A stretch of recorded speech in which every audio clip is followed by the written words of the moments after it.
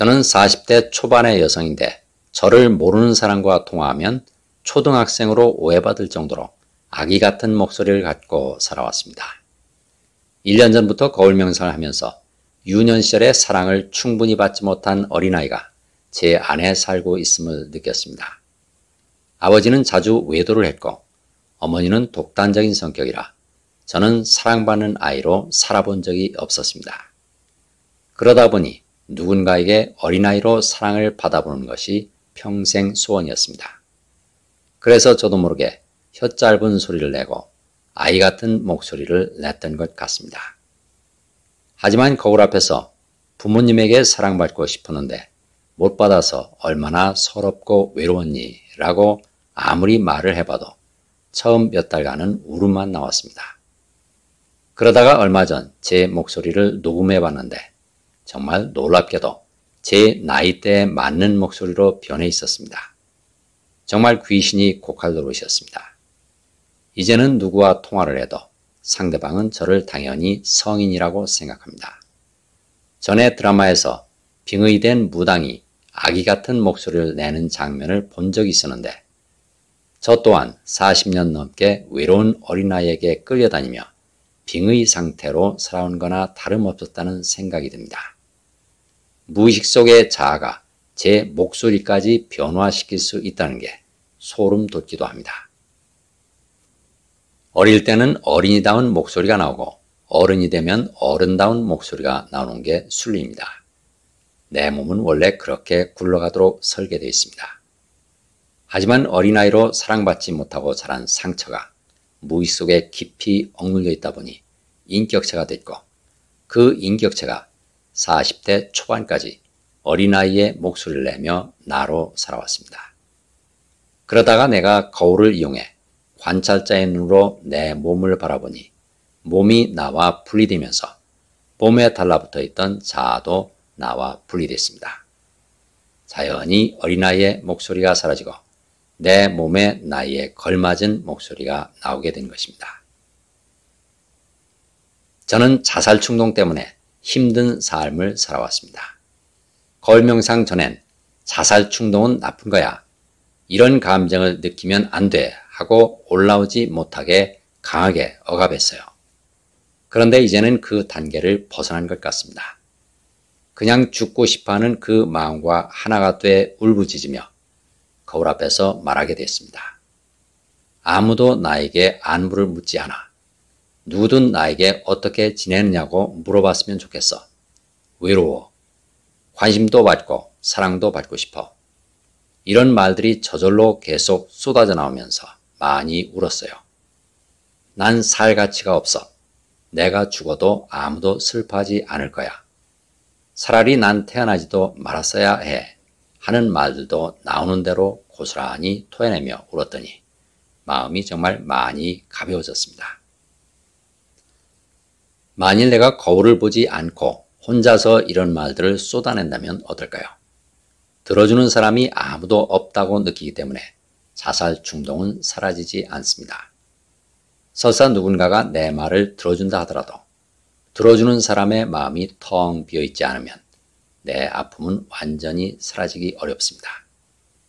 하지만 거울 앞에서 관찰자가 되면 관찰자의 텅 빈 무한한 사랑이 내 아픔을 고스란히 받아들입니다.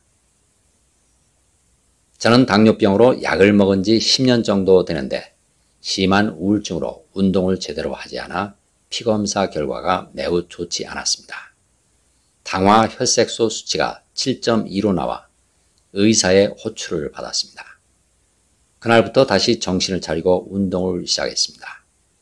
3개월 후 피검사를 했는데 수치가 6.8로 낮아져 칭찬을 받았습니다. 하지만 저는 3개월 정도의 주기로 조울증을 앓고 있던 터라 다시 우울증이 심해졌고 운동도 하지 못했습니다. 그러다가 영상을 보고 매일 거울 명상을 했습니다. 3개월 후에는 운동을 많이 하지 않았는데도 당화 혈색소 수치가 6.3으로 떨어져 깜짝 놀랐고 또다시 3개월이 지난 뒤에 검사 결과는 6.2로 나왔습니다. 추워서 한 번도 산책한 적도 없는데 말입니다.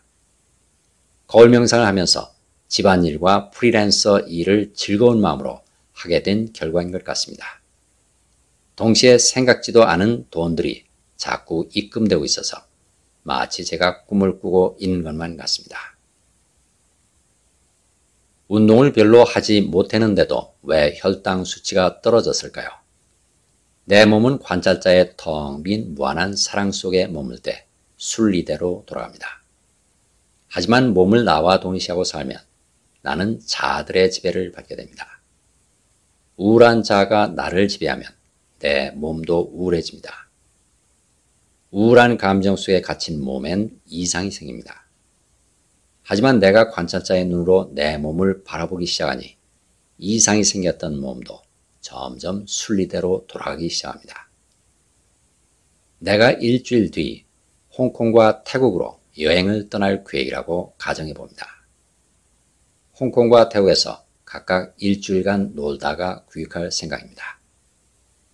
만일 내가 이 생각대로 여행을 떠난다면 일주일 뒤 내 몸은 홍콩에 가 있고 2주일 뒤 내 몸은 태국에 가 있고 3주일 뒤 내 몸은 다시 한국에 와 있습니다. 이 미래의 현실은 어디에 존재합니까? 바로 내 마음속에서 떠오르는 생각 속에 존재합니다. 미래의 내 몸은 내 생각 속에 들어있습니다. 미래의 홍콩과 미래의 태국, 미래의 한국도 역시 내 생각 속에 들어있습니다.